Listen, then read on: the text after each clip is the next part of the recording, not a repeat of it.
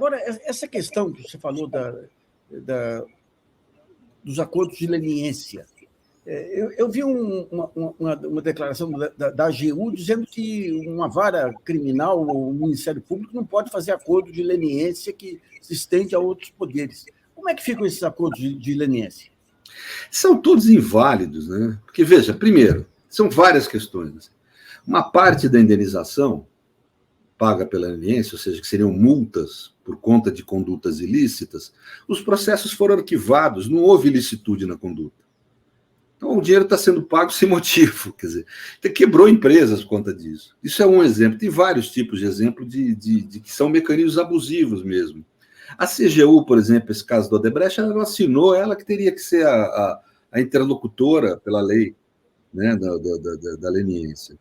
Essas leniências foram abusivas, irregulares, ilícitas, assim. Não estou dizendo que elas precisam ser anuladas, porque existe necessidade de indenizar, mas precisam ser revisadas. Segundo, não aleatoriamente, inclusive a CGU erra nisso. A CGU do governo Lula erra nisso. É como eu falei, que é uma solução privada, não pública do problema. É negociar individualmente com cada empresa, sigilosamente. Não. Precisa, óbvio que a negociação é individual, feita pela CGU, mas segundo critérios estabelecidos pelo STF, que deve parametrar, por exemplo, dizer que ninguém deve pagar multa de processo que não foi condenado. Isso é óbvio, né? Coisas desse gênero, né? Porque, veja, foram valores de multas que se fez pelo espetáculo, para poder falar que foi o maior acordo do mundo, que quebrou um setor importantíssimo da economia. Nenhum país do mundo fez isso. Quer dizer, então, e foi feito de uma forma ilícita, com a maioria dos processos que levaram por exemplo, como eu estou falando, a fixação da multa, foram arquivados, né? Outros, as multas não têm base, não têm parâmetro. Elas não têm um parâmetro concreto, com base numa indenização, etc. Ou seja, esses valores precisam ser revistos, né? Mas não revistos apenas individualmente. É importante colocar a questão pública, né? E é impressionante esse privatismo que a tradição reacionária brasileira traz de forma inconstitucional. Quando tem uma DPF que nós propusemos, junto com o Vardi, com o Valim, etc., em nome de alguns partidos políticos, em que nós falávamos dos mecanismos coativos da Lava Jato. E as pessoas, mas não houve coação no acordo, no contrato. Mas calma, a coação foi pública, ela não foi uma coação privada, não é própria do direito privado. Quem não se lembra na época? O advogado que não entregasse, que não fizesse seu delator ou seu leniente, entregar Lula ou PT, não conseguiu acordo. Isso estava claro.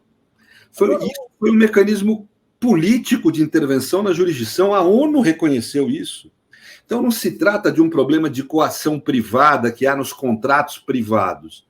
É um processo, é uma ação política, uma medida política coativa que houve na época, em geral, em relação à sociedade, e que torna nulo, evidentemente, tudo feito sobre a égide dessa coação. Nessa DPF, falaram que a gente quer anulidade. Nós não queremos anulidade das leniências, nós queremos uma revisão das leniências segundo parâmetros juridicamente aceitáveis, né? Então, isso me parece evidente. E é óbvio que a função social aí é muito evidente, é salvar as empresas, né? Salvar o capital nacional de infraestrutura, né? Isso é evidente, né? É uma necessidade de fazer, né? Essa visão anti-empresa, que é fantástica. Eu lembro lá atrás, quando começou a se discutir acordos de recuperação judicial, ou antes mesmo, no caso do mapping, que a imprensa queria ver o negócio destruído. Eles não conseguem entender a empresa como um bem nacional. E quem faz a corrupção é o empresário, é o controlador, é o executivo, não a empresa, né? Mas uma É evidente. A empresa é uma pessoa jurídica, né, Nassif? Ou seja, é um ente abstrato, ela é um ser de pensamento, ela não existe no mundo material. Empresa não corrompe ninguém, né? Quem corrompe é seu dono, é seu agente. Agora, existem realmente empresas que são criadas só para lavar dinheiro, mas não é o caso das empresas de engenharia, não das maiores empresas de engenharia do mundo, né? Nós ficamos sempre falando aqui de competir em termos de tecnologia, né? Aí, na fantasia das pessoas, imagina o Brasil competindo pela tecnologia 6G do celular. Óbvio que não vamos fazer isso, não vamos competir com Estados Unidos e China né? Mas a tecnologia de engenharia, nós estávamos na ponta da competição. E perdemos isso. Isso é uma perda de patrimônio simbólico e material imenso para o país, é uma imensa riqueza. E vem esse tipo de bobageira que a empresa praticava corrupção. A empresa não pratica corrupção, presidente. Quem pratica é ser executivo, puro executivo. A empresa tem que salvar. Isso fez a França, eu acompanhei no caso da Áustria, sou advogado da Áustria. Isso fez a Siemens, a Alemanha, no caso da Siemens. Isso fez os Estados Unidos, no caso das suas empresas de petróleo, por exemplo, e outras. Petróleo não pode nem investigar nos Estados Unidos. Hein? Petróleo não pode nem investigar. A participação americana na África, você acha que se dá por conta do quê? Um país com um governo corrupto como a Guiné Equatorial tem uma cidade norte-americana lá, que é aquela área onde se produz petróleo, lá, que é guardada por Mariner. É óbvio que isso é custo de corrupção, hein? Mas o governo americano nem mexe nisso. O que explica, por exemplo, a Lava Jato ter ido levar provas contra a Petrobras, que era vítima, e ter poupado a Trafigura, que é uma empresa envolvida até o pescoço com corrupção em Angola e outros lugares aí. O que explica isso aí, Pedro? Não, acho que é mesmo. Nós vamos ter que esclarecer isso. Né? Eu acho que tem um mix de intervenção real de interesse norte-americano, e não só norte-americano, isso tem estudos feitos pelo pessoal do FRJ, são interessantíssimos. Você tinha que trazer um deles para falar aqui qualquer dia, viu, Nassim? Eles fizeram estudos muito rigorosos no plano econômico e técnico, onde eles mostram muitas coisas. Né?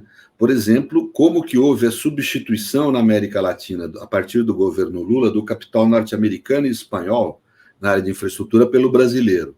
E como isso é destruído pela Lava Jato. Ou seja, eles vão mostrando como que isso atendeu interesses concretos, assim, sabe? E no caso de petróleo e gás, então, pelo amor de Deus, né? O interesse é imediato. Não, as reservas do Petrosal aí, Então, me parece que sim, que há essa.